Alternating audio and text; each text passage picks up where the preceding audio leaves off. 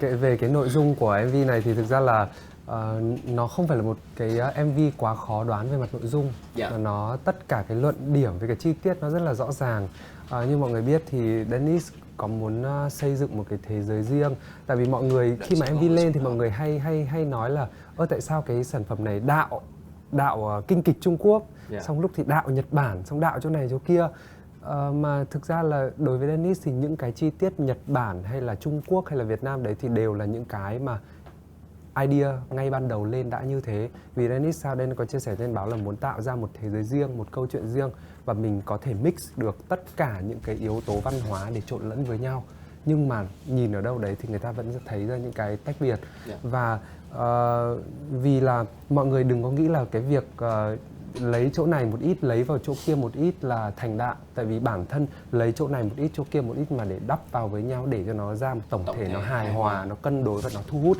Đấy là một cái sự lao động và nó không chỉ đơn thuần đặt cạnh nhau. Còn trở về cái câu chuyện của Chân Ái thì như mọi người được biết thì cái xuất thân của nhân vật của Orange chính là một nàng yêu nữ, yêu nữ. Và cái thân phận cụ thể như nào thì Dennis sẽ bật mí trong phần tiếp theo của Orange. Đấy, chứ còn cái phần này thì mọi người chỉ biết là yêu nữ thôi. Yêu nữ, và khi mà yêu nữ này xuất hiện và cái anh chàng chủ rạp hát đấy đem lòng yêu cô này, tại vì anh này suốt ngày mơ về cô này và vẽ về cô này như chân ái cuộc đời mình, nhưng mà chưa bao giờ nghĩ cô này có thật. Cho đến một hôm thì anh này vô tình lăn quả trứng vào trong góc ấy, và anh ấy phát hiện là quả trứng nó cứ lăn vào đấy, nó biến mất và không thấy đâu. Thì đến một hôm đẹp trời anh ấy mới gài bẫy và anh lôi ra một nàng Orange xinh đẹp, đầy hấp dẫn và ma mị như thế, và anh đem lòng yêu. Anh đưa Orange lên thành một cái nàng kép hát chính đấy, và khiến cho cái lòng đố kỵ của nhân vật trước đấy là Phung La nó lên cao và đạt tới đỉnh điểm, nên có những cái hành động nó điên loạn. Và khi mà Phung La đã luận ra được cái việc là cô gái này xuất thân từ chính một cái am nhỏ giấu kín ở trong gánh hát đấy, thì Phung La đã đập bàn thờ đấy và cho Orange biến mất. Đấy thì nó cũng là một cái kết thúc buồn, nhưng mà nó sẽ là mở ra cho những cái câu chuyện tiếp theo về cái câu chuyện của MV Orange. Dennis thì chắc là nhân sóng livestream của King Live thì chia sẻ cái câu chuyện thời gian này đi, tại vì Dennis đang vướng vào những cái lùm xùm đấy.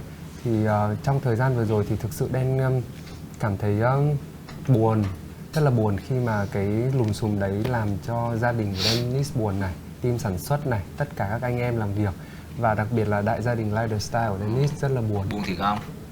Buồn nhưng mà lớp make up vẫn rất kỹ lưỡng với mọi người. Tại vì đây gọi tôn trọng gia đình đó. Không, Khoa hiểu cái cảm giác của Dennis lắm. Và Dennis có chia sẻ với anh Khoa, Khoa là một trong những người đầu tiên động viên Dennis đấy. Cái lần trước so với lần này thì rõ ràng là em thấy được anh Dennis đang rất là buồn. Tại vì lần trước nói chuyện với anh Dennis thì anh Dennis năng nổ hơn nhiều. Tại vì như ở về vị trí của Dennis chưa bây giờ làm gì cũng khó đó. Có nghĩa là nói cái gì ra cũng sẽ bị sai xét, rất là khó khăn. Thực ra nhưng mà Dennis chỉ quan tâm đến những người thân, ekip làm việc và đặc biệt gia đình Lifestyle của mình thôi.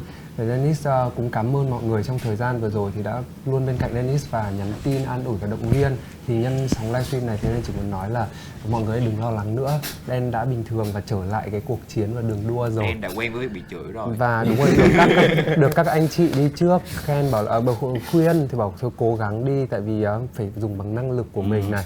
Và chắc chắn là mình sẽ có những bài học chứ chắc chắn, và mình sẽ lấy nó làm động lực và làm kinh nghiệm của mình để tới đây mình thận trọng hơn, và mình không được từ bỏ cái niềm đam mê của mình, tại vì không ai viết tiếp cái đam mê của mình ngoài mình cả.